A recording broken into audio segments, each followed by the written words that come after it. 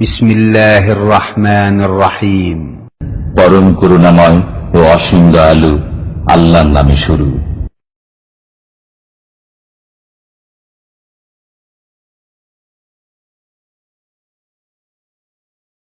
আসসালামু আলাইকুম ওয়া রাহমাতুল্লাহি ওয়া বারাকাতুহু।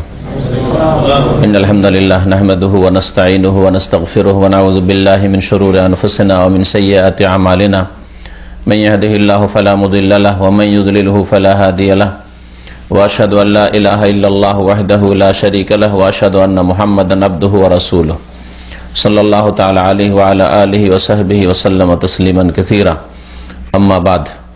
فقد قال المؤلف رحمه الله تعالى باب قول الله تعالى إنك لا تهدي من أحببت ولكن الله يهدي من يشاء وهو أعلم بالمهتدين. وفي الصحيح عن ابن المسيب عن أبيه قال لما حضرت أبا طالب الوفاة جاءه رسول الله صلى الله عليه وسلم وعنده عبد الله بن أبي أمية وأبو جهل فقال له يا عمي قل لا إله إلا الله كلمة أحاج لك بها عند الله. فقال له أترغب عن ملة عبد المطلب؟ فأعاد عليه النبي صلى الله عليه وسلم فأعاده فكان آخر ما قال هو على ملة عبد المطلب وأبى أن يقول لا إله إلا الله. فقال النبي صلى الله عليه وسلم لا أستغفرن لك ما لم أنهى عنك. فأنزل الله عز وجل ما كان للنبي والذين آمنوا أن يستغفروا للمشركين ولو كانوا أولي قربى من بعد ما تبين لهم أنهم أصحاب الجحيم.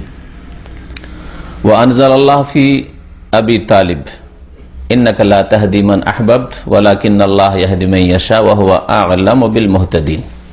সম্মানিত ব্রাদার ইসলাম,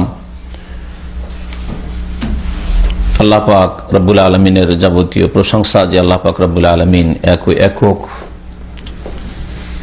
যিনি সবকিছুর মালিক, আর কোনো মালিক নেই সত্যিকার অর্থে, যে আল্লাহ পাক একক, যার কোনো শরিক নেই, যার কোনো সাহায্যকারী নেই, যে সাহায্যকারী ছাড়া তার চলবে না, যে আল্লাহ পাক রব্বুল আলমিন সবকিছুর সৃষ্টিকর্তা এবং সমস্ত ইবাদত বন্দেগীর হকদার। সালাত এবং সালাম নাজিল হোক নবী মুহাম্মদ সাল্লাল্লাহু আলাইহি ওয়াসাল্লামের উপর, যিনি একমাত্র শেষ রাসূল সারা বিশ্বের সমস্ত মানুষের জন্য। আজকের আমাদের কিতাবুত তাওহীদের দর্সের বিষয়বস্তু হচ্ছে মহান আল্লাহর এই বাণীটি, যে বাণীতে আল্লাহ পাক ইরশাদ করেছেন সূরা কাসাসের আয়াত নম্বর 56-তে নবী মুহাম্মদ সাল্লাল্লাহু আলাইহি ওয়াসাল্লামকে সম্বোধন করে ইন্নাকা লা তাহদি মান আহবাবত। হে নবী মুহাম্মদ সাল্লাল্লাহু আলাইহি ওয়াসাল্লাম, নিঃসন্দেহে তুমি হিদায়াত দান করতে পারো না এমন কাউকে যাকে তুমি ভালোবাসো। তুমি যাকে প্রিয়জন মনে করো তাকে হেদায়েত করা তোমার ক্ষমতায় নেই, সেটা একমাত্র আমার ক্ষমতায় রয়েছে। হেদায়েত করা মানে গন্তব্যস্থানে পৌঁছে দেওয়া। এখানে হেদায়েত করা মানে কারো অন্তরে আল্লাহর তৌহিদ লা ইলাহা ইল্লাল্লাহকে নামিয়ে দেওয়া, আল্লাহর দ্বীন মেনে নেবে এইরকম অবস্থা তৈরি করে দেওয়া। এটা একমাত্র আল্লাহ পাকের ক্ষমতা। কারো অন্তরকে খুলে দেওয়া, দ্বীন ইসলাম কবুল করার জন্য, সত্যকে গ্রহণ করার জন্য, তৌহিদকে প্রতিষ্ঠা করার জন্য, তৌহিদের প্রতি বিশ্বাসী হওয়ার জন্য, এটা একমাত্র আল্লাহ পাকের কাজ। আর হেদায়েতের আরেকটি অর্থ হচ্ছে রাস্তা দেখানো, পথ দেখানো, গাইড করা। এটা আল্লাহর সৃষ্টি আম্বিয়া কেরাম করেছেন, আর কোরআন কারীম দ্বারাও তা হয়ে থাকে। যেমন কোরআন কারীম সম্পর্কে আল্লাহ বলেছেন, আর যে কোনো ভালো মানুষকে হেদায়েতের রাস্তা, ভালো রাস্তা দেখাতে পারে, দিক নির্দেশনা দিতে পারে।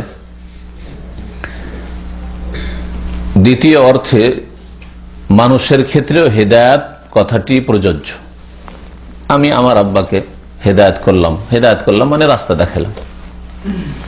আমি আমার কোম্পানির ভাইদেরকে একটু হেদায়েতের কথা বলি বা হেদায়েত করি, মানে রাস্তা দেখাই, ভালো রাস্তা দেখান আপনি। রাস্তা দেখানোর অর্থে হেদায়েত, এটা মানুষের ক্ষেত্রে প্রযোজ্য। আল্লাহ ছাড়া অন্য কেউ করে থাকেন, আর সবচেয়ে বেশি করেছেন আম্বিয়া রসুলগণ আল্লাহ পাকের আসমানি কিতাব দ্বারা। আর হেদায়েতের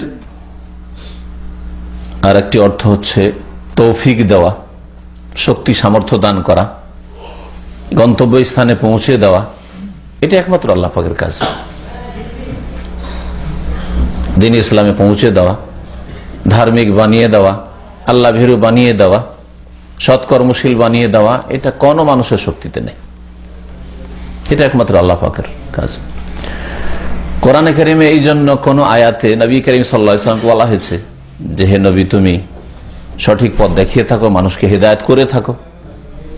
যেমন সূরা শুরাতে রয়েছে, ওয়া ইন্নাকা লা তাহদি ইলা সিরাতিম মুস্তাকিম, হে নবী নিঃসন্দেহে তুমি সরল পথ দেখিয়ে থাকো, সরল পথের দিকে হিদায়াত করে থাকো।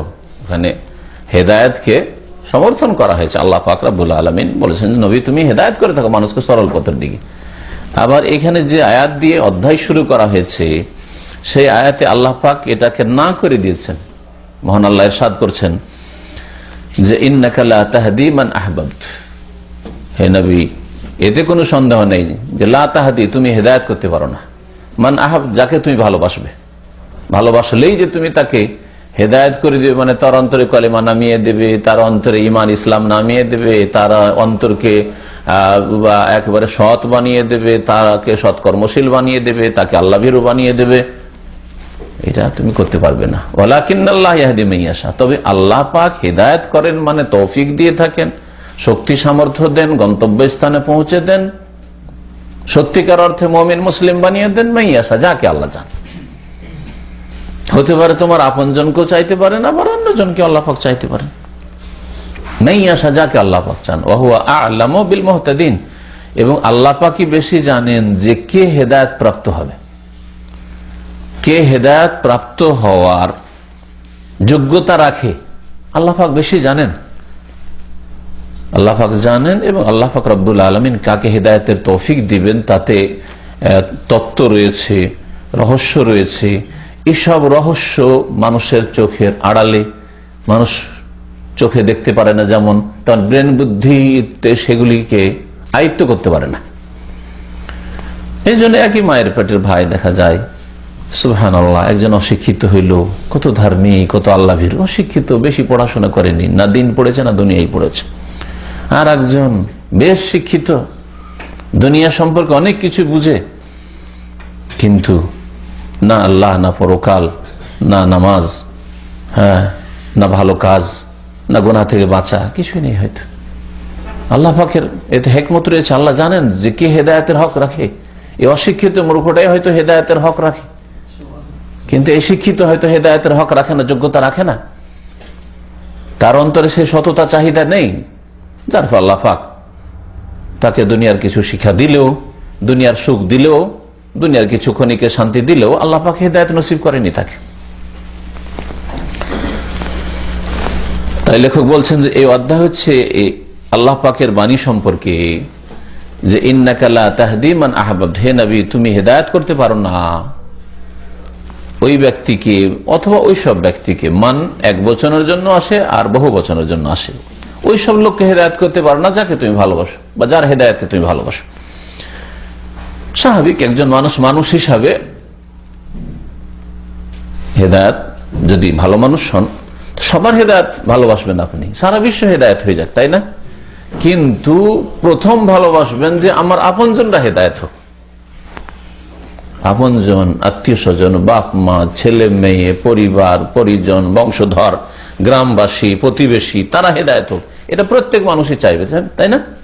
স্বাভাবিক।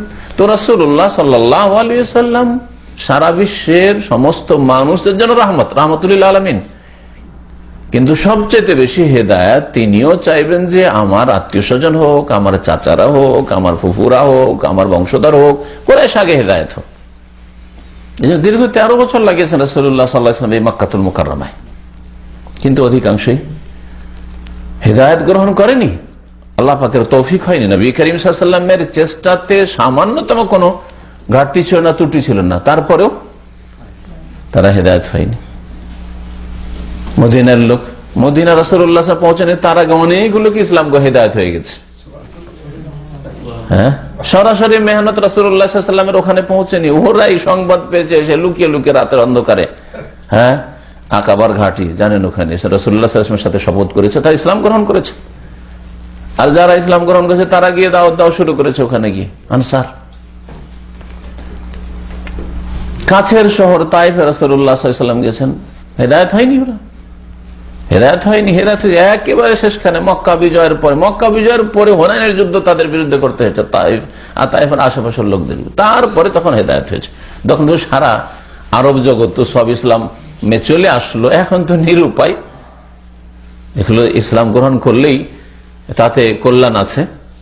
অনেকে বিশ্বাস করে করলো, অনেকে দুর্বল ঈমান নিয়ে কোন রকম যাক, চলো সবাই যেদিকে যাচ্ছে ওইদিকে যাই। কিন্তু পরে আল্লাহ পাক রব্বুল আলামিন তাদের অন্তরকে মজবুত করে দিলেন আর ঈমান তাদের মজবুত হলো। কিন্তু প্রথম দিকে অনেকে এরকম ছিল যে দেখা দেখি, সবাই যা করছে তাই করি, অনেকে তামাশা দেখে, কিন্তু যে গ্রামের লোক যা করবে তাই করবো না, তাই না, 10 জন যা করবে তাই করবো না। এই তামাশাই লোক বেশি আজকাল সমাজে।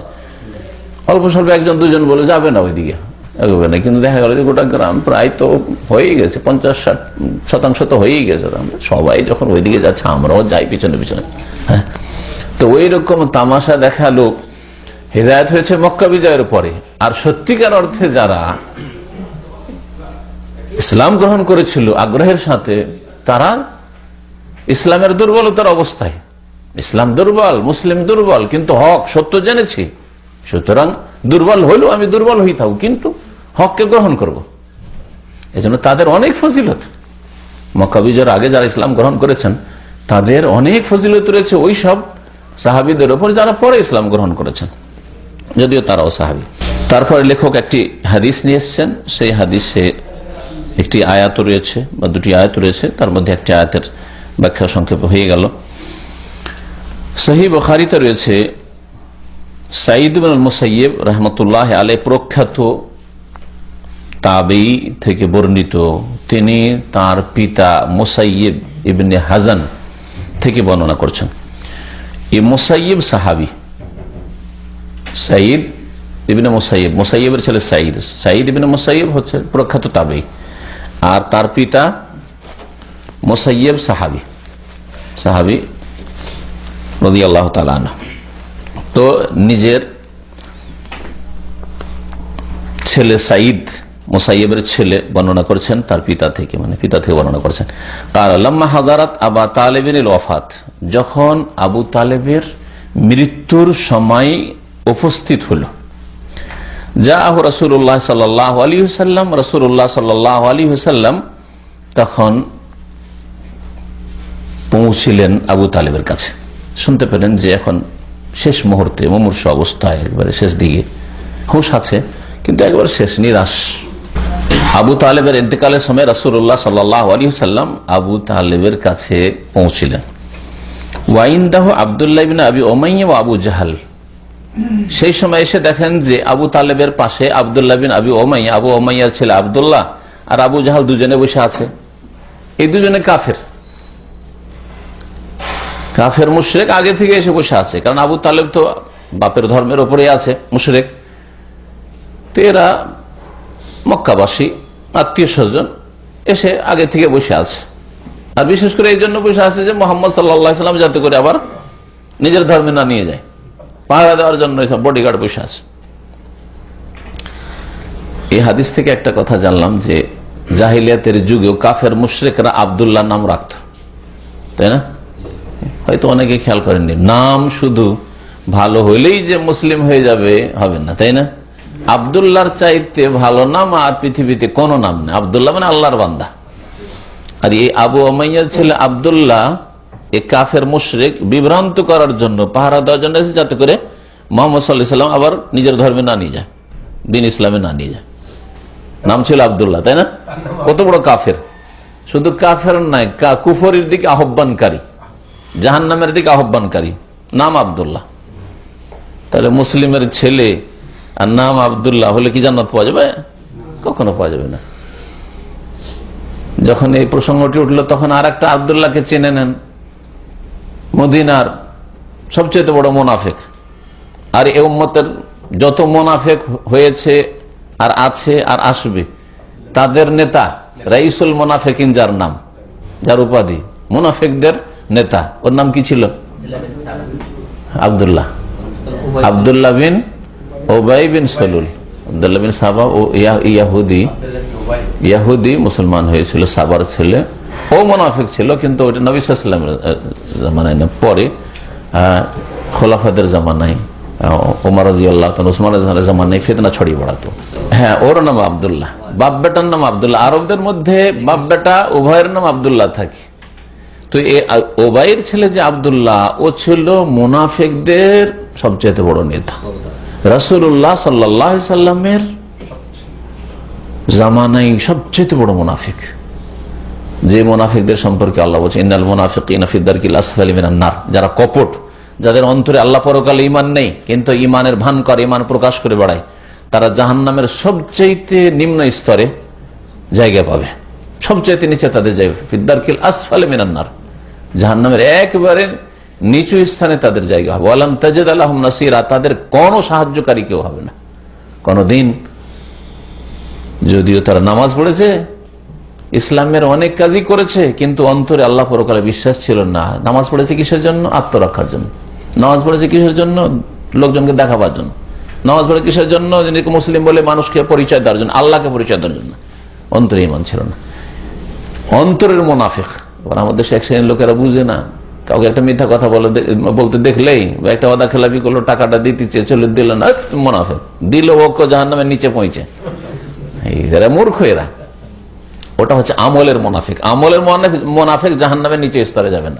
ওরা গুনাহগার, ফাসিক, কিন্তু ইসলাম থেকে বাইরে না তারা। মুসলিমে এরকম মুনাফিক বহু আছে, মিথ্যা কথা বলে, ঝগড়া করলে গালাগালি শুরু করে দেয়, অশ্লীল কথাবার্তা বলে, তারপরে ওয়াদা খেলাফি করে, ধার নিয়ে টাকা পয়সা দিতে আপনার হাত ভারী, এগুলো সব মুনাফিকের চরিত্র। হ্যাঁ, নামাজ পড়তে যায় কিন্তু নামাজে উঠতে খুব অলস, মুনাফিকের চরিত্র। নামাজ পড়ে 5 ওয়াক্ত, কিন্তু অলস, উঠে লাস্টে এখানে যাবে কোন রকম গিয়ে, নামাজটা হয়তো গিয়ে ধরলো, হ্যাঁ, সবাই রুমে যখন চলে গেল, শেষখানে দেখলো যে উপায় তো নেই, তো পড়লো। আল্লাহর জন্য হয়তো নামাজ পড়লো, মানুষের জন্য নয়। কিন্তু যদি মানুষের জন্য শুধু পড়ে তাহলে বড় মুনাফিক। আর আল্লাহর জন্য নামাজটা পড়লো, কিন্তু নামাজ পড়তে ভারী লাগে, উঠতে ঘুম, খুব মানে ঘুম কেউ হালকাই করতে পারে না। এগুলো হচ্ছে আমলের মুনাফিকের চরিত্র। নামাজে মন লাগে না, নামাজে গাফিলতি, এগুলো হচ্ছে আমলের মুনাফিকের চরিত্র। তো আমলের মুনাফিক আর এতেকাদের মুনাফিক, যারা বিশ্বাসেই মুনাফিক, আর অন্তরেই আল্লাহ পরকালে বিশ্বাস নেই, আল্লাহর ভয় নেই, পরকাল বলে চিন্তা নেই, কিন্তু দুনিয়াতে লোকজনকে দেখাবার জন্য, নিজেকে মুসলিম বলে পরিচয় দেওয়ার জন্য শুধু ইসলামের কাজ করে, ওরা হলো আকীদার বিশ্বাসের মুনাফিক। ওরা জাহান্নামের নিম্ন স্তরে বসবাস করবে। ওই নেতা সরদার মুনাফিকদের, তারও নাম ছিল আব্দুল্লাহ। তাহলে নামে কোনো যায় আসে না, তবে নামটা ভালো হইতে হবে, ভালো মুসলিমের ভালো নাম হইতে হবে, এতে কোনো সন্দেহ নেই। কিন্তু শুধু নাম ভালো হইলেই জান্নাত পাওয়া যাবে না, আল্লাহ সন্তুষ্টি পাওয়া যাবে না, নামের সাথে কাজ ভালো হইতে হবে।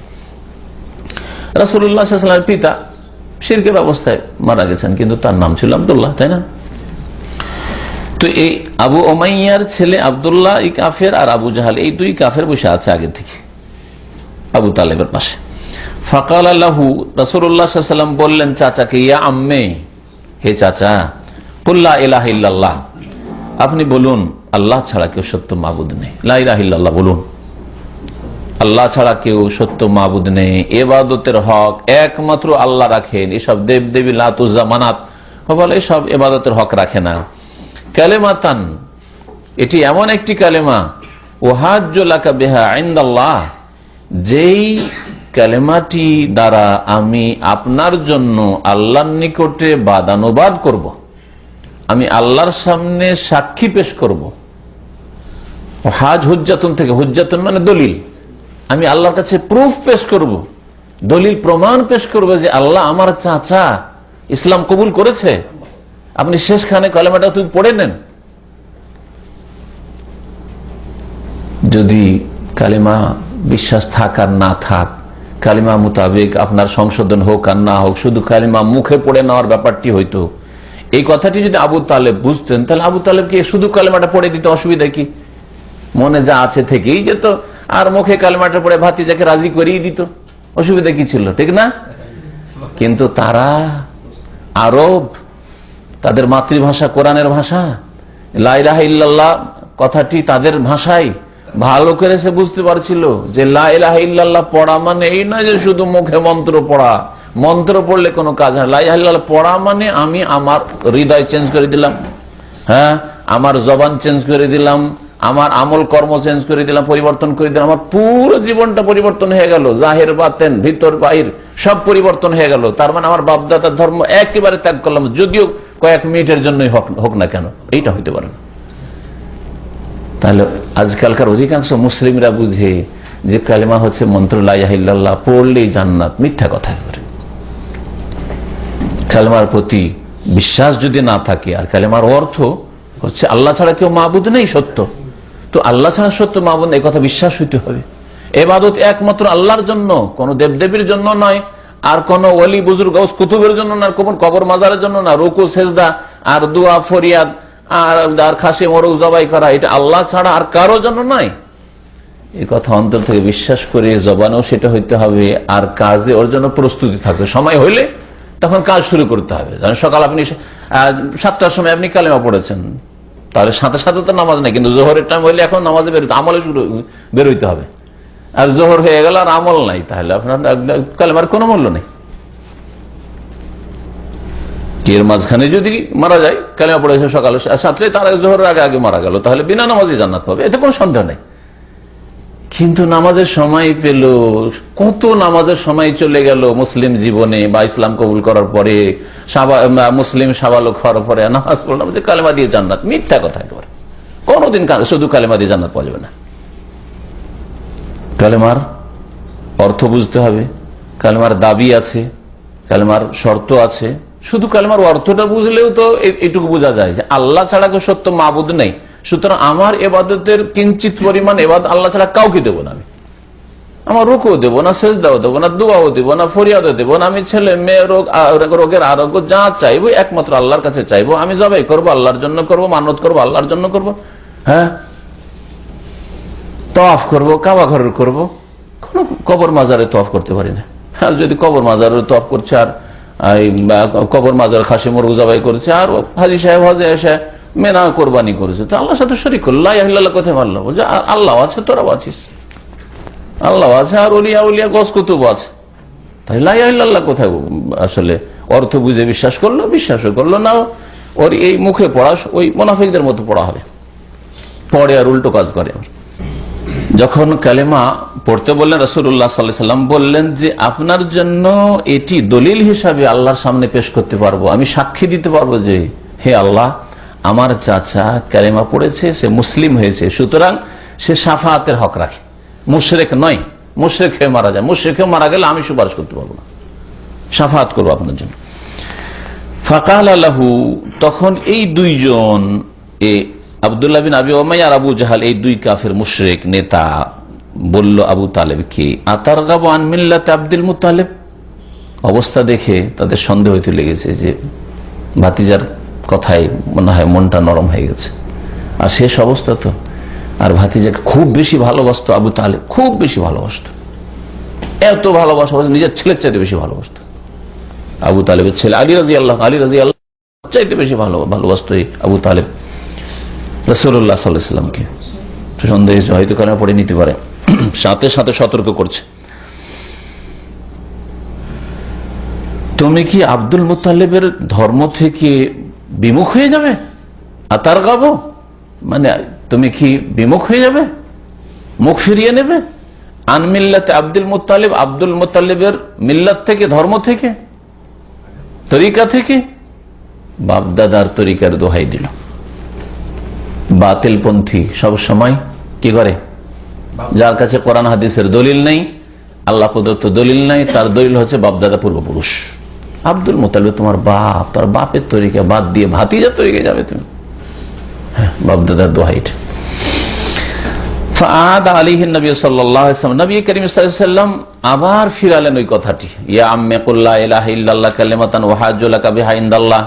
চাচা লা ইলাহা ইল্লাল্লাহ কালেমাটি পড়ে নেন, এই কালেমা দিয়ে আল্লাহর সামনে আপনার জন্য দলিল প্রমাণ পেশ করব, আমি সাক্ষী দেবো যে আপনি কালেমা পড়ে নিয়েছেন। ফিরালেন ফাআদা, তখন এই দুইজন, ওই দুই কাফের তাদের কথা ফিরালো। আতারগাবু আন মিল্লাত আব্দুল মুত্তালিব, বাপ আব্দুল মুত্তালিব, তার ধর্ম থেকে তুমি ফিরে যাবে? ফাকানা আখিরু মা কাল, বারবার করে এরকম চলতে থেকেছে। ফাকান আখিরু মা কাল, সর্বশেষ যেই কথাটি বলল কে? আবু তালেব। হুয়া আলা মিল্লাতে আব্দুল মুত্তালিব, সেটা হচ্ছে আব্দুল মুত্তালিবের ধর্ম। বাবা ভাতিজাকে বলছে, বাবা আব্দুল মুত্তালিব ধর্মের উপর আমি থাকলাম। কথাটি আসলে আবু তালিব এইভাবে বলেছিল, আনা দিয়ে বলেছিল, কিন্তু বর্ণনাকারী আনা দিয়ে কুফরি কথা নকল করাকে অপছন্দ করলেন। কত সতর্কতা, কত সতর্কতা! আনা হওয়ার জায়গায় যদি আনা লাগিয়ে দেন তো কেমন হবে?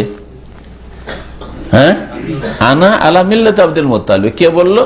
আবু তালেব বললো যে আনা। যদিও আবু তালেবের কথা নকল করছে, আর কুফরি কথা নকল করা কুফরি নাই। হ্যাঁ, যেমন বলছে যে অমক কাফের বলেছে যে আল্লাহ নেই, কার্ল মার্কস বলেছে আল্লাহ নেই, তো ওর কথা নকল করলাম, তো কুফরি কথা নকল করা আবার কুফরি নয়, ঠিক না? তারপরেও প্রয়োজন না হইলে কুফরি কথা থেকে বেঁচে থাকার চেষ্টা করা। তো এই জন্য কথাটাকে, আনাটাকে হুয়ার দিকে করে দিচ্ছে। হুয়া কথা হচ্ছে যে আমি কিসের ওপর? আবু তালেব বলছে কিসের ওপর? আব্দুল মুত্তালিব ধর্মের ওপর থাকব।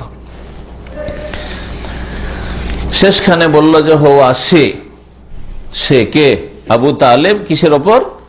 আলা মিল্লাতে আব্দুল মুত্তালিব, আব্দুল মুত্তালিব ধর্মের ওপর। ও আবা আন ইয়াকুলা লা ইলাহা ইল্লাল্লাহ, লা ইলাহা ইল্লাল্লাহ বলতে অস্বীকার করলো, রাজি হলো লা ইলাহা ইল্লাল্লাহ বলতে।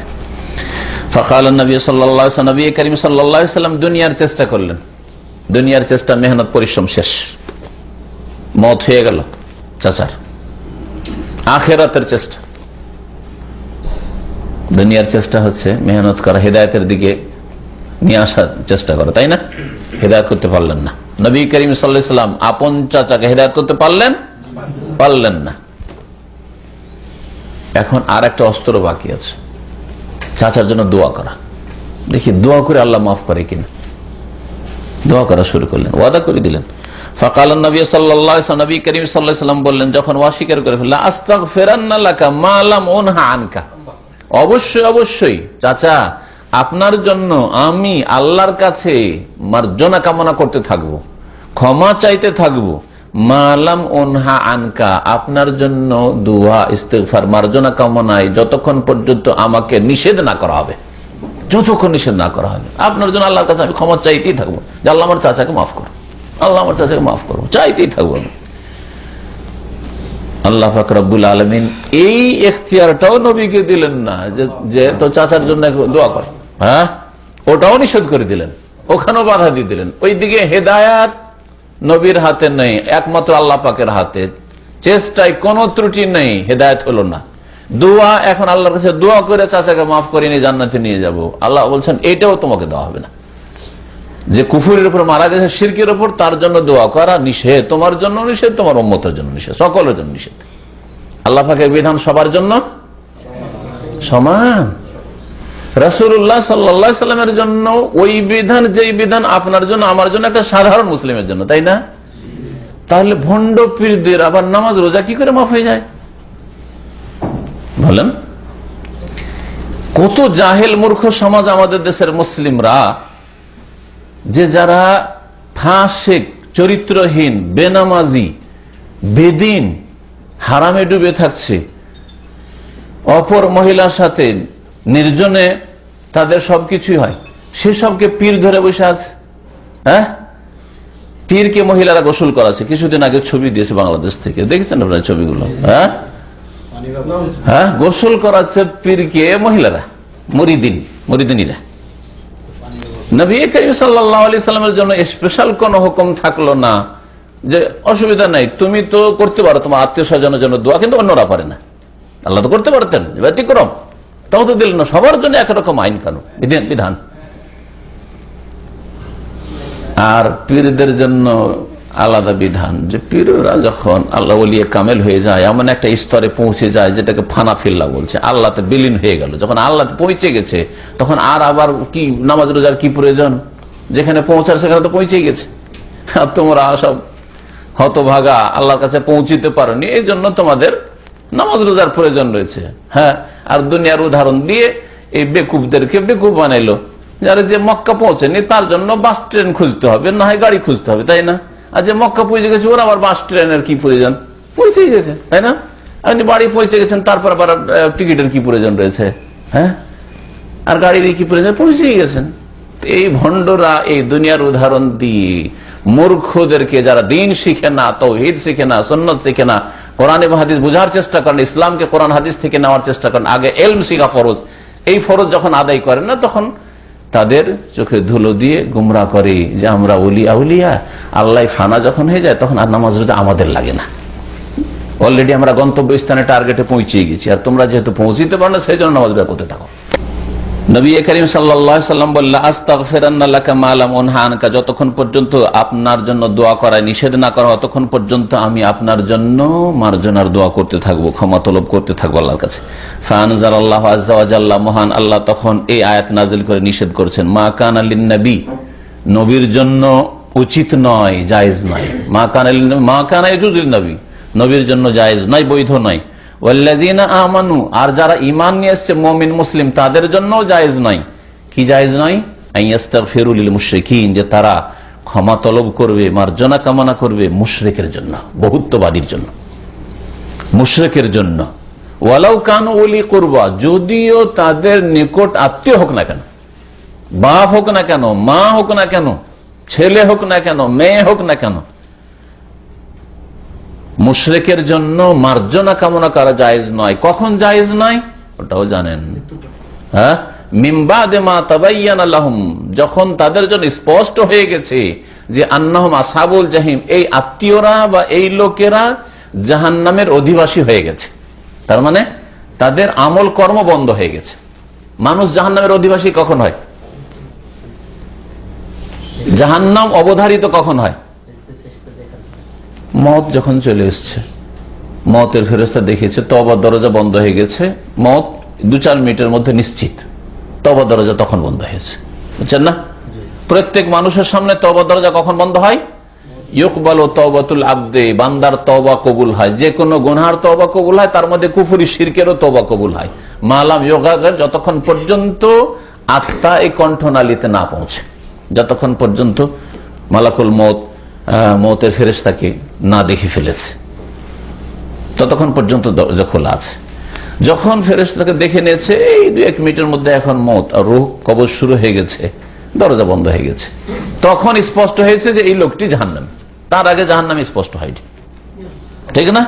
আপনি কখনো বলতে, যতই বড় খুনি হোক আর জালেম হোক, এমনকি কাফের হোক, তাগুত হোক, নাস্তিক হোক, কখনো বলতে পারেন না যে জাহান্নামী।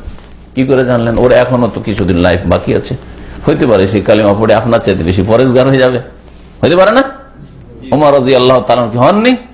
আর ওমর রাদিয়াল্লাহু তাআলা মক্কাতে ইসলাম গ্রহণ করলেন। খালিদ বিন ওয়ালিদ রাদিয়াল্লাহু আনহু হননি? আবু সুফিয়ান হননি রাদিয়াল্লাহু আনহু?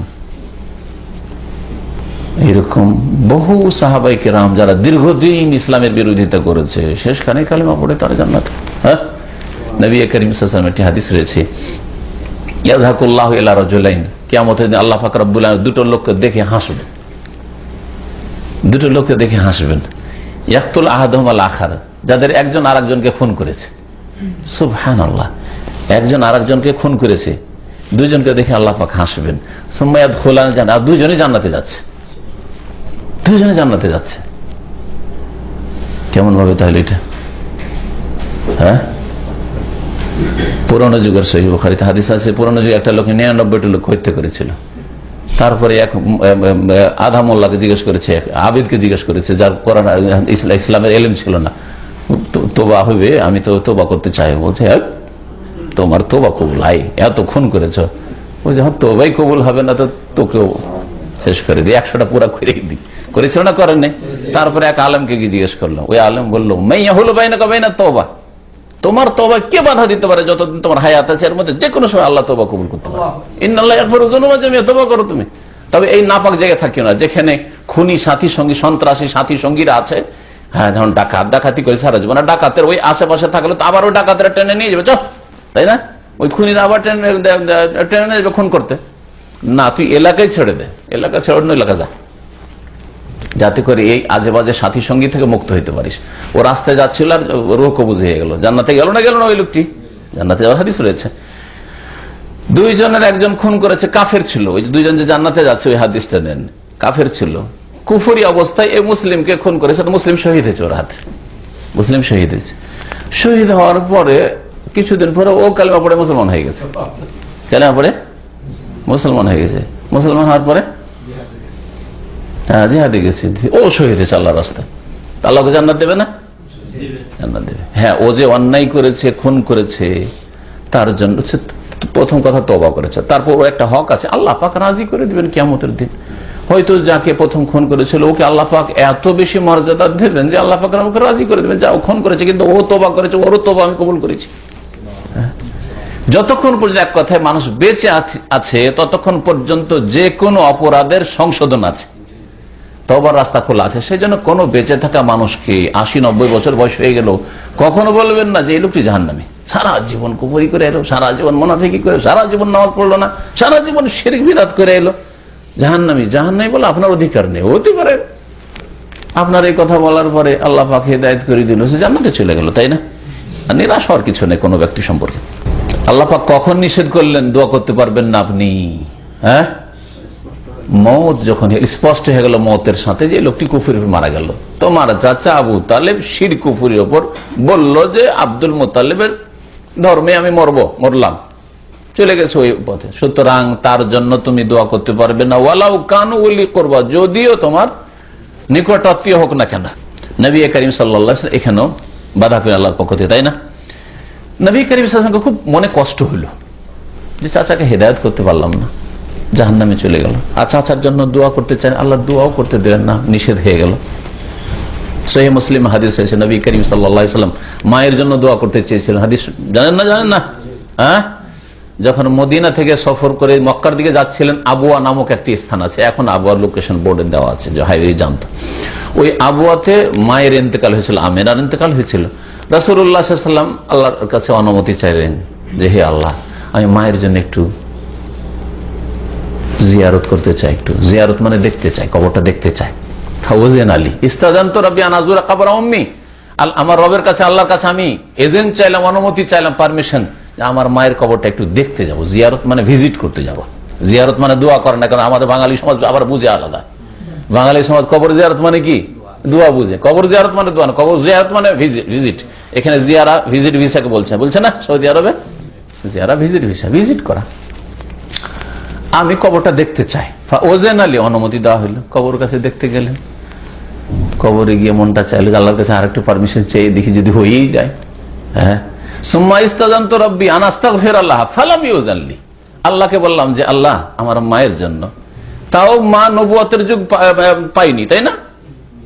নবী সাল্লাল্লাহু আলাইহি ওয়াসাল্লাম যখন ছোট নাবালক অবস্থায় তখনই মা মারা গেছে, কিন্তু শিরক কুফরে মারা গেছে। আমার মায়ের জন্য আমি আল্লাহর কাছে অনুমতি চাইলাম যে ইস্তেগফার করব, আল্লাহ তুমি মাফ করে দাও আমার, এটা অনুমতি চাই তোমার কাছে, তুমি যদি পারমিশন দাও তো তোমার কাছে দোয়া করি আমি মায়ের জন্য, যে আল্লাহ আমার মাকে মাফ করে দাও। ফালাম ইউজান লি, আমাকে এর এজেন্ট দেওয়া হইল না, অনুমতি দেওয়া হইল না। রাসূলুল্লাহ বাধা প্রাপ্ত হইলেন না? মায়ের জন্য দোয়া করার ক্ষেত্রে, চাচার জন্য, চাচার মার্জনার জন্য দোয়া করার ক্ষেত্রে। আর হেদায়েত করতে গিয়ে সময় পেলেন আবু তালেবকে হেদায়েত করা নবী হওয়ার পরে, আর দীর্ঘদিন চেষ্টা করলেন, সবচেয়ে বেশি চেষ্টা করেছে আপনজনদের জন্য, তাও হেদায়েত করতে সক্ষম হলেন না। আল্লাহ পাক রব্বুল আলামিনের তৌহিদ, একত্ব এতে স্পষ্ট হয়ে ওঠে যে হেদায়েতের মালিক একমাত্র আল্লাহ। ওয়ানজালাল্লাহু ফি আবি তালিব, আবু তালিব সম্পর্কে আল্লাহ পাক রব্বুল আলামিন আয়াত নাযিল করে নবী করিম সাল্লাল্লাহু আলাইহি ওয়াসাল্লামকে সান্ত্বনা দিলেন। নবী সাল্লাল্লাহু আলাইহি ওয়াসাল্লাম মনটা একটু স্বাভাবিক খারাপ হলো, তুই কুফরের অবস্থায়, চাচা আমার এত দরদি চাচা মারা গেল।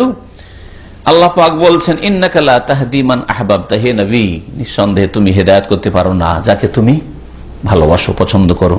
ওয়ালাকিন্নাল্লাহ ইয়াহদি মান ইয়াশা, তবে আল্লাহ পাক যাকে চান হিদায়াত করেন, মানে গন্তব্যস্থান পর্যন্ত পৌঁছে দেন। ওয়া হুয়া আ'লামু বিল মুহতাদিন, এবং আল্লাহ পাক অধিক জানেন যে কারা হেদায়েত প্রাপ্ত হবে, আল্লাহ জানেন বেশি। সূরা কাসাস আয়াত নম্বর 56। আর আগের আয়াতটি যাতে আল্লাহ পাক মুশরিকদের জন্য ক্ষমা চাইতে নিষেধ করলেন তাদের ইন্তেকালের পরে, সেটি সূরা তওবার আয়াত নম্বর 113। এই ছিল আজকের দর্শের আয়াত এবং হাদিস। এখন আয়াত আর হাদিস থেকে আমরা যা কিছু জানলাম সংক্ষেপে বলি, যদিও অধিকাংশ কথাগুলি চলে এসছে আমাদের বিগত আলোচনায়। প্রথম আয়াত, যে আয়াতটি দিয়ে অধ্যায় শুরু হয়েছে, যে নবী তুমি হেদায়েত করতে পারো না যাকে তুমি ভালোবাসো। জরুরি নয় যে তুমি ভালোবাসো সেজন্য সে হেদায়েত হয়ে যাবে। হ্যাঁ, তবে হেদায়েত কি হবে? যাকে আল্লাহ চাইবেন, যাকে আল্লাহ চাইবেন। আল্লাহ পাক রব্বুল নবী করিম সাল্লাল্লাহু আলাইহি সাল্লামের কয়েক চাচার মধ্যে 2 চাচাকে হেদায়েত করেছেন। আব্বাস রাদিয়াল্লাহু আনহু হেদায়েত হয়েছে, হামজা রাদিয়াল্লাহু আনহু হেদায়েত হয়েছে। আবু তালেব এত হিতাকাঙ্ক্ষী দরদি, নবী সাল্লাল্লাহু হেদায়েত হলো না, কিন্তু দুশমন ছিল না সে। আবার আরেক চাচা আবু লাহাব কট্টর দুশমন, সামান্য দয়া করেন একটু ভাতিজার উপর, বড় শত্রু, আর হেদায়েত হয়নি। আল্লাহ পাকের হিকমত, এত বেশি কষ্ট আবু লাহাব দিয়েছে যে অন্য কোন মানুষ এত কষ্ট দেয়নি হয়তো, যার জন্য আল্লাহ পাকের কিয়ামত পর্যন্ত কোরআনে কারীমের আয়াত কত কোটি কোটি মানুষ তেলাওয়াত করছে আর করেছে আর করবে। তাব্বাত ইয়াদা আবি লাহাব, আবু লাহাবের 2 হাত ধ্বংস হোক, ওয়াতাবার সেও ধ্বংস হোক, তার ভিডিও। সুবহানাল্লাহ, কত কষ্ট দিয়েছে চিন্তা করেন।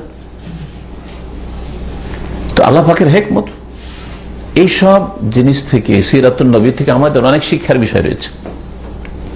এসব ঘটনা আমাদের জীবনে ঘটতে পারে, বরং ঘটছে প্রত্যেকের। হ্যাঁ, কিছু না কিছু ঘটছে। হতে পারে আপনার বাপ মা সহিহ হিদায়াত তাওহীদ সুন্নাত কবুল নাও করতে পারে, বাপ মা কবুল করলো, ভাইরা হয়তো কবুল করলো না, হ্যাঁ শ্বশুর শাশুড়ি হয়তো কবুল করলো না, ঠিক না? কেউ হয়তো শিরক কুফর অবস্থায় মারা গেল, তখন আপনার মনের সান্ত্বনার জন্য সম্বল রাসূলুল্লাহ সাল্লাল্লাহু আলাইহি ওয়াসাল্লাম সিরাতে আছে যে আমার বাপ যদি কুফর অবস্থায় মারা যায় তো রাসূলুল্লাহ সাল্লাল্লাহু আলাইহি ওয়াসাল্লামের বাপ মা, আমার চাচা যদি আমার শত্রুতা করে তো রাসূলুল্লাহ সাল্লাল্লাহু আলাইহি ওয়াসাল্লাম চাচা এর চেয়ে বেশি শত্রুতা করেছে। রাসূলুল্লাহ সাল্লাল্লাহু আলাইহি ওয়াসাল্লামের আমার দ্বারা তো হয়তো বেয়াদবিও চাচার সাথে হয়ে যাচ্ছে, কিন্তু রাসূলুল্লাহ সাল্লাল্লাহু আলাইহি ওয়াসাল্লাম তো কখনো বেয়াদবি করেন চাচার সাথে, তারপরে এত বড় শত্রু ছিল। তাহলে প্রত্যেকটি ক্ষেত্রে সান্ত্বনার জন্য পাথেয় আছে। আর সিরাতুন নবী, নবীর জীবনী পড়লে এই ফায়দা, জীবনে প্রত্যেকটি ক্ষেত্রে ফিট করেন। আপনার জীবনে যদি কোনোদিন দুর্দিন আসে, আল্লাহ না করে, বালা মুসিবত আসে, কষ্ট আসে, ঝুঁকি আসে, তাহলে আপনি নবীর জীবনীটা চিন্তা করেন। এর চেয়ে বড় বড় ঝুঁকি নবীদের জীবনে, নবীর জীবনীতে এসছে। ইব্রাহিম খলিলুল্লাহর জীবনী স্মরণ করেন, ইউসুফ আলাইহিস সালামের জীবনী স্মরণ করেন, রাসূলুল্লাহর জীবনী স্মরণ করেন। আপনাকে আমাকে কোথায় হিজরত করতে হয়েছে? হ্যাঁ, আপনাকে আমাকে কোথায় গিয়ে গুহায় লুকাইতে হয়েছে? হ্যাঁ, চিন্তা করেন তো। আপনাকে আমাকে মারার জন্য কোথায় ষড়যন্ত্র করা হয়েছে? আলহামদুলিল্লাহ, আলহামদুলিল্লাহ, আমাদের ঈমান দুর্বল জন্য আল্লাহ পাক কত বড় বালা মুসিবত দেননি, পরীক্ষাও ফেলেননি। আল্লাহ না করে বালা মুসিবত আমাদেরকে দেন। হ্যাঁ, কারণ আমরা দুর্বল ঈমানের মানুষ, অত বড় পরীক্ষায় পাসও করতে পারবো না, তাই না? দিন ধর্ম সব ছেড়ে দেবেন, যে বাবা যা বলছিস সব মেনে নেবো, যা তোমাকে মারিস না, তুই শিরক বলিস শিরকি মেনে নেবো, তুই কবর মাজার পূজা বলি ওইটাই মেনে, যা বলবি মিলাদ বলি মিলাদ মেনে নেবো, সব মেনে নেবো, বাবা তুই কিচ্ছু বলিস না আমাকে। আমাদের ইমান এত দুর্বল, ওই জন্য আল্লাহ পাক এরকম পরীক্ষা ফেলেন না। যত যার ইমান মজবুত হবে তত বেশি তার পরীক্ষা হবে। লেখক রহমতুল্লাহ আলাই এই আয়াত দিয়ে অধ্যায় কায়েম করে কিতাবুত তাওহীদে যে কথাটি বুঝাতে চেয়েছেন যে যারা কবর পূজারী তাদের খণ্ডন রয়েছে কোরআন এবং হাদিসে, নবী সাল্লাল্লাহু আলাইহি সাল্লামের জীবনীতে। কারণ কবর পূজারীরা মনে করে যে নবীরা এবং ওলিরা, আম্বিয়া এবং আউলিয়া কেরাম, এরা আম্বিয়া কেরাম আউলিয়া কেরাম এরা লাভ লোকসানের মালিক, এরা ইচ্ছা করলে উপকার করতে পারে, হ্যাঁ এরা ক্ষতি করতে পারে, লাভ লোকসানের মালিক। লাভ লোকসানের মালিক যদি আম্বিয়া আউলিয়ারা হতেন তো প্রথম এর ভাগীদার হইতেন, হকদার হইতেন কে? সবচেয়ে শ্রেষ্ঠ নবী রাসূলুল্লাহ সাল্লাল্লাহু আলাইহি সাল্লাম, তাই না? রাসূলুল্লাহ সাল্লাল্লাহু আলাইহি সাল্লাম চাচার উপকার করতে পারলেন না যে একে জাহান্নাম থেকে উঠিয়ে দিই, বেঁচে থাকা কালীনও পারলেন না যে একে কলেমাটা পড়িয়ে দিই তাহলে জাহান্নাম থেকে উঠিয়ে নিব। আর যখন সে মারা গেল তারপরেও দোয়া করে আল্লাহর কাছে মার্জনা কামনা করে উঠিয়ে নি জাহান্নাম থেকে, তাও তো পারলেন না। পারলেন? তাহলে সবচেয়ে শ্রেষ্ঠ রাসূল যদি লাভ লোকসানের মালিক না হইতে পারেন, তাহলে অন্য নবীরা কেমন করে হইতে পারেন? নবীগণ যদি লাভ লোকসান কারো না করে দিতে পারেন, একমাত্র আল্লাহ পাক লাভ লোকসানের মালিক, ক্ষয়ক্ষতির মালিক, ভালো মন্দের মালিক, যদি নবীরাই না হইতে পারেন, তাহলে আবার ওলি যাদেরকে বলছেন তারা কি করে হইতে পারে? হ্যাঁ, গৌস কুতুব সম্পর্কে এইসব শিরকি আকীদা, কেন এগুলো শিরকি আকীদা নয়? ওই মৃত ব্যক্তি যার কবরের কাছে গিয়ে মনে করছেন এখানে গেলে পাওয়া যায়, এখানে গেলে লাভ হয়, এখানে গেলে উপকার হয়, মনের কামনা বাসনা পড়ে, এগুলো কোথায় পেলেন? তাহলে আম্বিয়া রাসূলগণ যেখানে জীবিত অবস্থায় দিতে পারেননি। তারপরে ওইটা আরেকটা পয়েন্ট, একটা হচ্ছে মানুষের ইন্তেকালের পরে, আর আরেকটা হচ্ছে বেঁচে থাকার। রাসূলুল্লাহ সাল্লাল্লাহু আলাইহি ওয়াসাল্লাম বেঁচে আছেন, জীবদ্দশায় চাচার উপকার করতে পারলেন না বেঁচে থাকাকালীন, তাহলে মওতের পরে কি করে উপকার করতে পারেন?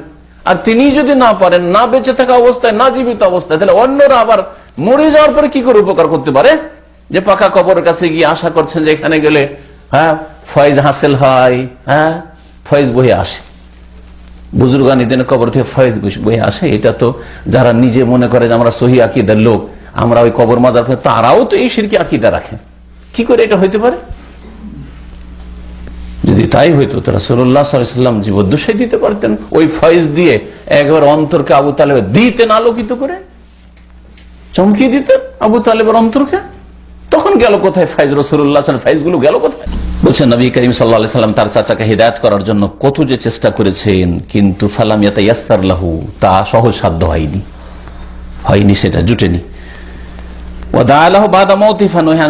তার ইন্তেকালের পরে দোয়া করলেন, কিন্তু দোয়া তো নিষেধ করে দেওয়া হলো, কোনটাই হাসিল হলো না। না দোয়া করে রক্ষা করতে পারলেন, না মেহনত করে হেদায়েত করে রক্ষা করতে পারলেন জাহান্নাম থেকে। তার জান্নাত জাহান্নামের মালিক কে? একমাত্র আল্লাহ, একমাত্র আল্লাহ জান্নাত জাহান্নামের মালিক। তবে যারা এই ইতিকাদ রাখে যে নবী করিম সাল্লাল্লাহু আলাইহি ওয়াসাল্লাম মুখতারিকুল, ভারত উপমহাদেশে শিরকি আকীদা আছে, নবী সাল্লাল্লাহু আলাইহি ওয়াসাল্লাম কি মুখতারিকুল, মানে সবকিছুর ইখতিয়ার, ক্ষমতা তার হাতে, জান্নাত তার হাতে, জাহান্নাম তার হাতে, জান্নাত জাহান্নামের বাদশাহী। তারপর আমাদের দেশে আরেকটা কথা আছে, নবী সাল্লাল্লাহু আলাইহি ওয়াসাল্লাম সম্পর্কে বলে দো জাহানের বাদশাহ। এটা কথা কেমন লাগে? মানে দো জাহানের বাদশাহ, দো জাহানের বাদশাহী যদি হয় তো বাদশাহ দিতে পারে না? বলেন দেখি, দো জাহানের বাদশাহ মানে দুনিয়ার বাদশাহ, আখিরাতের বাদশাহ। তো দুনিয়াতে নবী করিম সাল্লাল্লাহু আলাইহি ওয়াসাল্লাম আবু তালেবকে বাদশাহ হওয়া সত্ত্বেও হিদায়াতটা দিতে পারলেন না। আবার আখেরাতে দো জাহানের বাদশাহ বলছেন, আখেরাতেরও তিনি বাদশাহ, তো আখেরাতে জাহান্নাম থেকে জান্নাতে নিয়ে যেতেন, তাও তো হলো না, মাফটাও হলো না, তো কি করে জান্নাতে নিয়ে যাবেন? হ্যাঁ,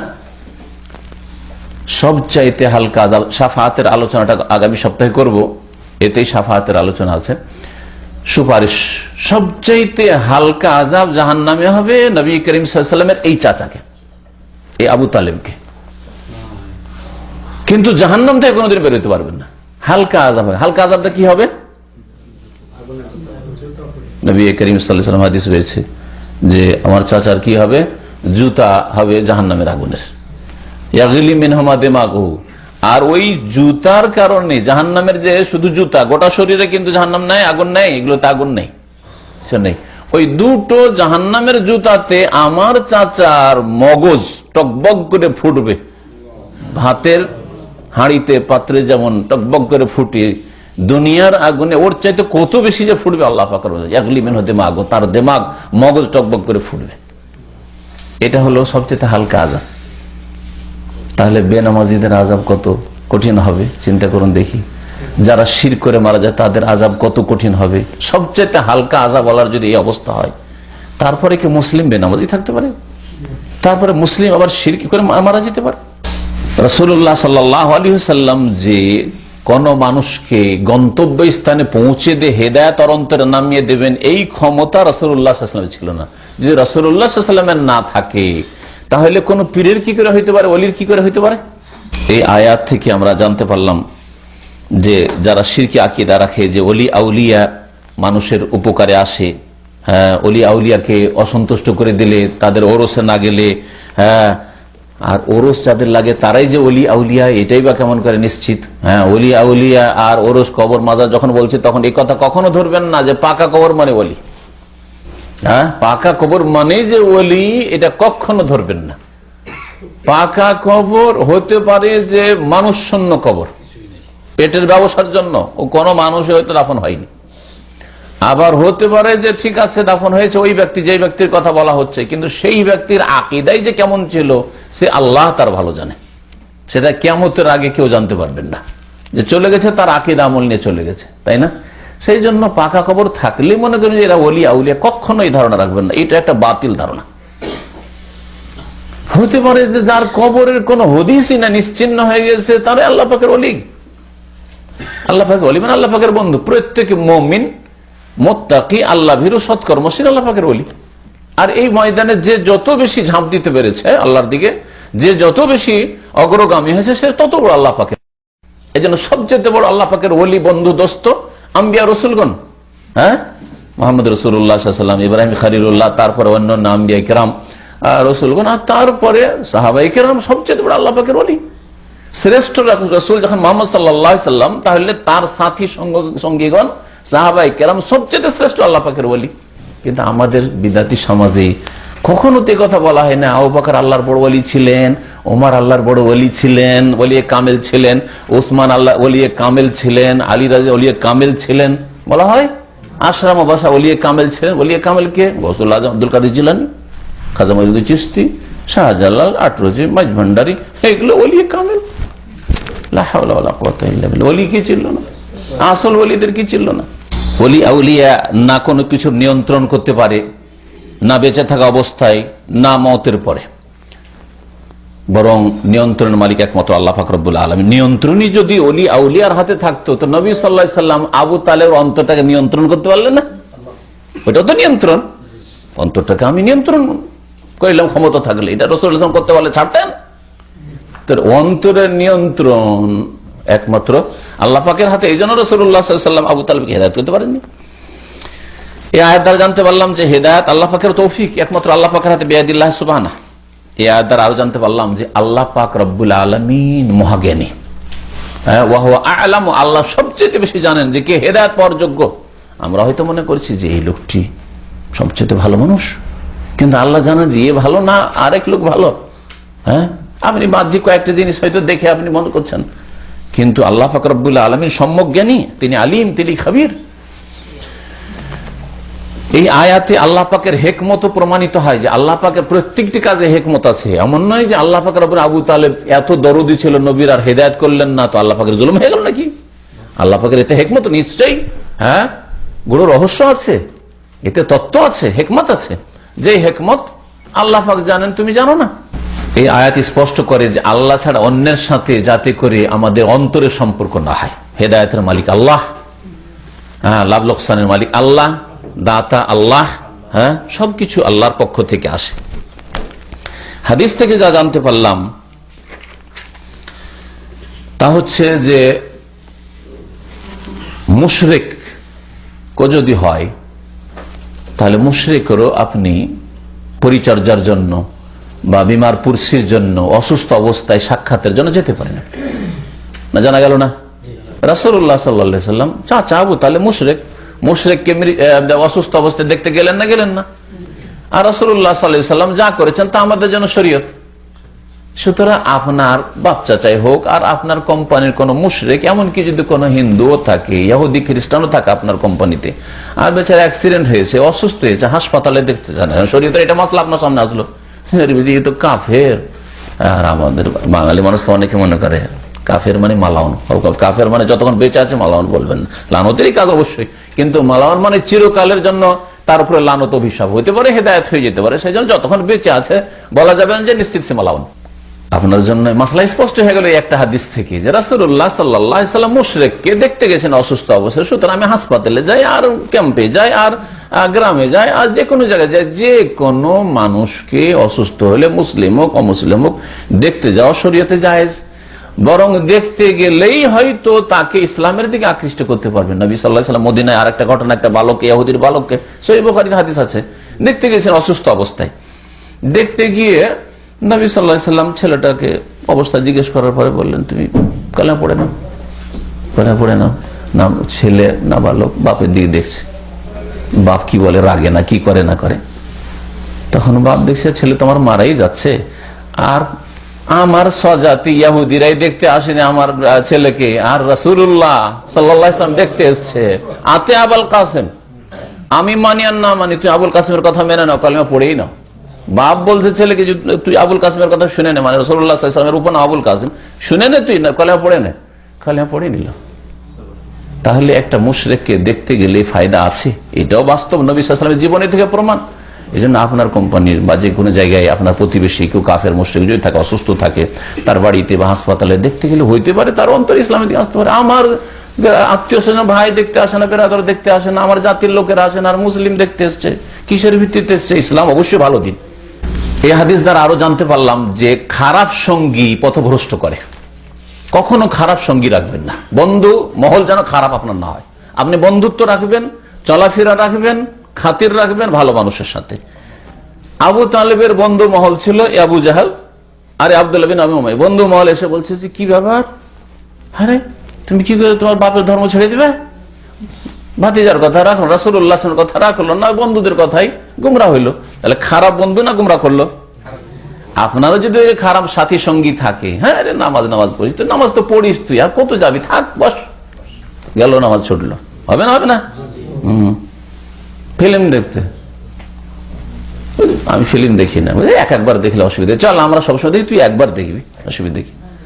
বিড়ি সিগারেট আমাদের দেশের যুবকরা এইভাবে শিখে, আরে একটা টান তুললে তোকে পয়সা লাগবে না, একটা টানলে, হ্যাঁ হ্যাঁ ঠিক না? তাহলে খারাপ সঙ্গী ধ্বংস করে। কখনো খারাপ সঙ্গী গ্রহণ করবেন না, বর্জন করেন। আপনি দেখেন আপনার এই মোবাইলের লিস্টে যে খারাপ কোন কোন লোকগুলি আছে, বেনামাজি আছে, বেদিন আছে, পাপিষ্ট আছে, এইসব ছেলেরা, এইসব যুবকরা বা এইসব লোকেরা খারাপ করবে, বাদ দেন, এসব যোগাযোগ নাই এদের সাথে।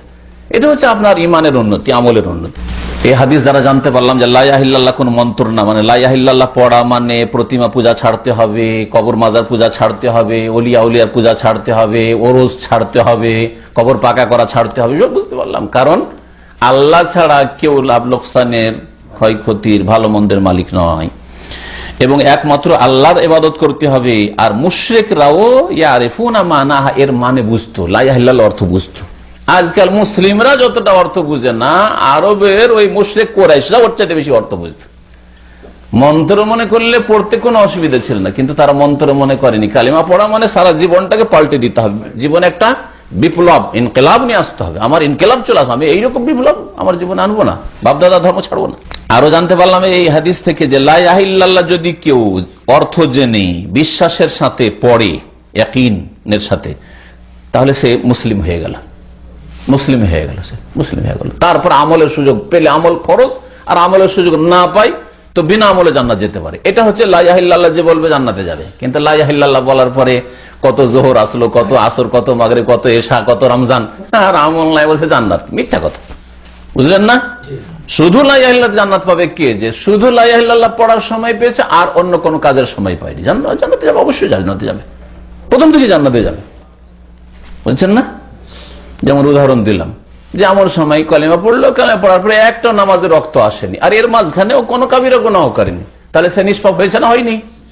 নবী করিম সাল্লাল্লাহু আলাইহি ওয়াসাল্লাম বলেছেন আল ইসলামু ইয়াহদিমু মা কানা ক্বাবলা, ইসলাম কবুল করলে, লা ইলাহা ইল্লাল্লাহ পড়লে অতীতের সমস্ত গুনাহ ছিন্ন ভিন্ন হয়ে যায়, নিশ্চিহ্ন হয়ে যায়। ইয়াহদিমু, সমস্ত গুনাহর পাহাড় কি হয়ে যায়? ধ্বংস হয়ে যায়। তাহলে গুনাহই থাকলো না। লোকটি সকাল 6টা 7টার সময় ইসলাম কবুল করলো, সূর্য ওঠার পরে ফজর নামাজ চলে গেছে কুফর অবস্থা, তার ফজর নামাজ তার নেই, আর সামনে জোহর আছে, আর সকাল 10টা 11টার মধ্যে মারা গেল, জোহরের নামাজের সময় আসেনি, এর মাঝখানে কোনো কাবিরা গুনাহ করেনি, তাহলে তার আমল নামা তো ক্লিন, আমার চাইতে ভালো, আপনার চাইতে ভালো, ঠিক না? এই হচ্ছে লা ইলাহা ইল্লাল্লাহ বললে জান্নাত যাওয়ার অর্থ। আর লা ইলাহা ইল্লাল্লাহ, শুধু লা ইলাহা ইল্লাল্লাহ দিয়ে জান্নাত যাবে, এই কথা কোনো হাদিসে নেই। এর দ্বারা আরো জানতে পারলাম যে শেষ আমলটা অত্যন্ত গুরুত্বপূর্ণ। আবু তালেব সারা জীবন যা করেছিল, শেষখানে যদি কালিমাটা পড়ে নিত তাহলে জান্নাতি হয়ে যেত, তাই না? একটি হাদিস রয়েছে ইন্নামাল আমালু বিল খাওয়াতিম, আমল, মানুষের কর্ম নির্ভর করে কিসের উপর? শেষ কর্মের উপর। সারা জীবন কুফরি করেছে, শেষখানে যদি সত্যিকার মুমিন হয়ে যায় 2-4-10 মিনিটের জন্য, সে একেবারে নিষ্পাপ জান্নাতি, তাই না? সারা জীবন নেক আমল করেছে, নেকির পাহাড়, শেষখানে গুমরা হয়ে মারা গেল বৃদ্ধ বয়সে, চিরকাল জাহান্নামী হয়ে যেতে পারে, বুঝছেন না? এক বক্তা আমাদের দেশে ছিল, অনেক ওয়াজ করেছে, ওয়াজ মাহফিলে, আর তারপর শেষ জামানে তাকে জিন এমন ভাবে আসর করলো যে ও নামাজ রোজা ছেড়ে দিল, মসজিদে নির্জনে অন্ধকারে থাকা শুরু করলো, আর বলল যে আমার কাছে লোকজনের সাথে দেখা সাক্ষাৎ বাদ দিয়ে দিল, বললে আমার কাছে আল্লাহর বাণী আসছে। এমন অন্ধকারে সারা জীবন কাটিয়ে মারা গেছে এই কুফরির অবস্থায়, অথচ সহি আকীদার ওয়াইজ ছিল। তো সহি আকীদায় থাকলেই যে নিশ্চিত যে আপনি সহি আকীদা আজকে পেয়েছেন, আপনি হেদায়েতের উপর থাকবেন না। এই জন্য সবসময় আল্লাহ পাকের কাছে দোয়া করতে হবে, রব্বানা লা তুযিগ কুলুবানা বা'দা ইয হাদাইতানা, আল্লাহ আমাদের হেদায়েতের পরে আমাদের অন্তরকে বাঁকা করে দিও না। আল্লাহ মুকাল্লিবাল কুলুব সাব্বিত কলবি আলা দীনিক, নবী সাল্লাল্লাহু আলাইহি ওয়াসাল্লাম দোয়া করতেন, হে আল্লাহ তুমি অন্তরের পরিবর্তনকারী, আবর্তন বিবর্তনের মালিক, সাব্বিত কলবি বা সাব্বিত কুলুবানা আলা দীনিক, আমাদের অন্তরকে দিনে তোমার দিনের উপর অটল রাখো, প্রতিষ্ঠিত রাখো। এই দোয়া নবী সাল্লাল্লাহু আলাইহি ওয়াসাল্লাম খুব বেশি করতেন। শেষ আমলটাই অত্যন্ত গুরুত্বপূর্ণ। আপনার তাহলে শেষ আমলগুলি দেখেন, অনেক সময় আপনার জীবনে দেখা যাচ্ছে যে আজকে থেকে 5 বছর আগে মাশাআল্লাহ আমার লম্বা দাড়ি ছিল, এখন ছোট হয়ে গেছে, লক্ষণ খারাপ। 5 বছর 7 বছর আগে 5 ওয়াক্ত নামাজ জামাতে পড়তেন, এখন আর জামাতে যেতে পারেন না, মাঝে মধ্যে কাজা হয়ে যায়, ছুটে যায় ফজর, সূর্য উঠে যায়, লক্ষণ খারাপ। 5 বছর 7 বছর আগে কখন আপনি ফিল্ম দেখতেন না, কখন আপনি চোখের গোনা করতেন না, কখনো কোনো মেয়ের সাথে খারাপ, মহিলার সাথে খারাপ সম্পর্ক ছিল না, যৌবনকালটা ভালো কেটেছে। আর আজকে অনেকে আছে 40, 50, 60 বছর বয়সে শুরু করেছে এগুলো, তা লক্ষণ খারাপ। এটা ইন্নামাল আমাল বিল খাওয়াতিম, শেষ জীবন আমলটা অত্যন্ত গুরুত্বপূর্ণ। এই জন্য সবসময় চিন্তা করবেন যে আমি ভালোর দিকে যাচ্ছি না মন্দর দিকে যাচ্ছি, আমার ইমান আর আমলের উন্নতি হচ্ছে না অবনতি হচ্ছে, আপনি দেখুন চিন্তা করে। এই হাদিস দ্বারা জানতে পারলাম যে মুশরিক যদি শিরকের অবস্থায় মারা যায় তাহলে তার জন্য আল্লাহর কাছে ক্ষমা চাওয়া হারাম, তাদের সাথে ভালোবাসা বন্ধুত্ব হারাম। আল্লাহ পাক বন্ধুত্বর দাবি হচ্ছে দোয়া করা, আল্লাহ পাক নিষেধ করেছেন। সুতরাং কেউ কুফরের অবস্থায় যদি মারা যায় তো তাদের সাথে বন্ধুত্ব, তাদের ভালোবাসা আর তাদের জন্য দোয়া করা এসব জায়েজ নাই, হারাম। নবী করিম সাল্লাল্লাহু আলাইহি ওয়াসাল্লাম কোনো কিছুর দাতা নন, এটাও জানতে পারলাম। নবী সাল্লাল্লাহু আলাইহি ওয়াসাল্লাম যদি দিতে পারতেন জীবদ্দশায় তাহলে চাচাকে আগে দিতেন, জানতে পারলাম। যদি কোনো অনিষ্ট দূর করতে পারতেন তো চাচার কুফরির অনিষ্ট দূর করতেন, যে চাচার কুফরিটা দূর করে দিই, হ্যাঁ মওতের পরে দোয়া করে দূর করে দিই, আল্লাহর কাছ থেকে নিয়ে কেড়ে নিয়ে দূর করি। আমাদের দেশের পীরদের কিসসা কাহিনীতে আছে যে আল্লাহ নাকি এতে ওই তকদির লহে মাহফুজও লিখে রেখেছে যে ওই মুরিদের ছেলে মেয়ে নেই, নিঃসন্তান, আর তারপর আল্লাহর কাছে জবরদস্তি ছেলে নিয়ে দিচ্ছে। কিসসা এগুলো কিতাবে আছে, পীরদের কিতাব আছে না? চিন্তা করেন যে আল্লাহ, তাহলে আল্লাহর এলেমে ছিল না যে কোনো এক সময় হবে যে আমার সাথে চাপাচাপি করবে ওই ওলি, সুতরাং আমাকে দিতে হয়তো ওই কথাটা আল্লাহ তকদিরে লিখে রাখতেন। তার আল্লাহর অজ্ঞতা প্রমাণ পায় না যে আল্লাহ তকদিরে লিখে রাখেন এর এখন দিতে হচ্ছে। কত বড় কুফরি কথা, আল্লাহর অজ্ঞতা প্রমাণ হয় তাহলে তাদের কাছে, যে আল্লাহ এই বিষয়টা জানতেন না যে এমন একটা যুগ আসবে যে অমুক অলিয়ে কামেল এসে কাড়াকাড়ি করবে, তখন একটা দ্বিতীয় হবে তার মুরিদকে, ঠিক না? চিন্তা করেছেন বিষয়গুলো আপনি? সুবহানাল্লাহ, মানুষের বিবেক যে কোথায় গেছে। তারপর আল্লাহ পাকের কাছে চাপ দেওয়া আর পিড়াপিড়ি করে চাওয়ার ক্ষমতাটা কোথায়? রাসূলুল্লাহ সাল্লাল্লাহু আলাইহি ওয়াসাল্লাম মার জন্য চাইছেন, আল্লাহ তোমার চাচাকে মাফ করো, দোয়া করবো আমি। খবরদার দোয়া করবি না, তাই না? মা কানা লিন নবী, নবীর জন্য জায়েজ নয়, ওয়াল্লাযিনা আমানু, কোন মুমিন মুসলিমের জন্য জায়েজ নয় মায়ের জন্য আল্লাহ দোয়া করবো। ফালাম ইউজাল্লি, না তো তোমার মায়ের জন্য অনুমতি দেওয়া হবে না। মায়ের জন্য অনুমতি পাচ্ছে না, চাচার জন্য অনুমতি পাচ্ছে না, আর মুরিদকে দেওয়ার জন্য গায়ের জোরেও দিবে। আউযুবিল্লাহ। তারপরে বাতিল পন্থীদের এতে খণ্ড রয়েছে, যারা বিদাতিরা মনে করে যে আবু তালেব ইসলাম কবুল করেছে। এইরকমই বাতিল পন্থীদের খণ্ডন আছে ওই হাদিসে, যে হাদিস বললাম। আমাদের ভাই ইশারা করছিলেন যে আমাদের দেশের বিদাতিরা বলে যে রাসূলুল্লাহ সাল্লাল্লাহু আলাইহি ওয়াসাল্লাম মা বাপ জান্নাতি, রাসূলুল্লাহ সাল্লাল্লাহু আলাইহি ওয়াসাল্লাম মা বাপকে নাকি কবর থেকে আল্লাহ উঠিয়ে, একদল বলে কবর থেকে উঠিয়ে জীবিত কইরা আবার কলমা পড়িয়েছে।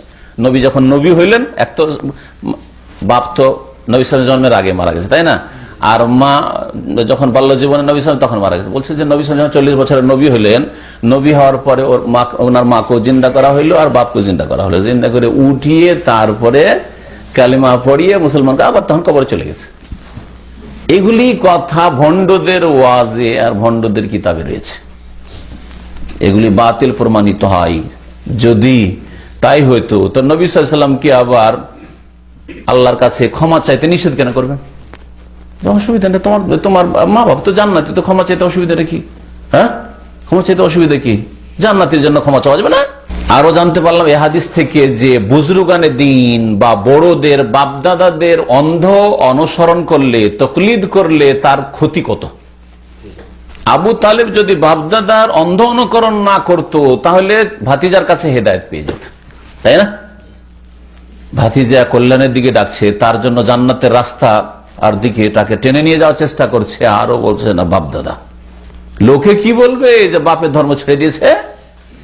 হ্যাঁ, আমার বাপ দাদা বুঝতো না, আমার বাপ এত বিচক্ষণ মানুষ আব্দুল মুত্তালিব, আর এই কুরাইশ বংশ তো সম্ভ্রান্ত বংশ, এ বংশ থেকে আমি কেটে পড়বো। তো বাপ দাদার অনুকরণ বুজরুগানে দিন যাদেরকে বলছেন, তারা যদি সত্যিকার অর্থে কোরআন এবং হাদিসের বুজরুগানে দিন না হয়, তাহলে তাদের অন্ধ অনুকরণ গুমরাহির দিকে নিয়ে যাবে। তবে কোরআন হাদিসের যদি সত্যি অনুসারী হয়, তাদেরকে সত্যিকার অর্থে তারাই বুজরুগানে দিন, রাসূলুল্লাহ সাল্লাল্লাহু আলাইহি ওয়াসাল্লাম বুজরুগানে দিন, সাহাবায়ে কেরাম বুজরুগানে দিন, তাবেঈন বুজরুগানে দিন, তাবা তাবেঈন বুজরুগানে দিন, ইমাম আবু হানিফা, শাফি, মালিক, আহমদ। তো তাদের সকলের যদি অনুসরণ করেন তাহলে ঠিক আছে।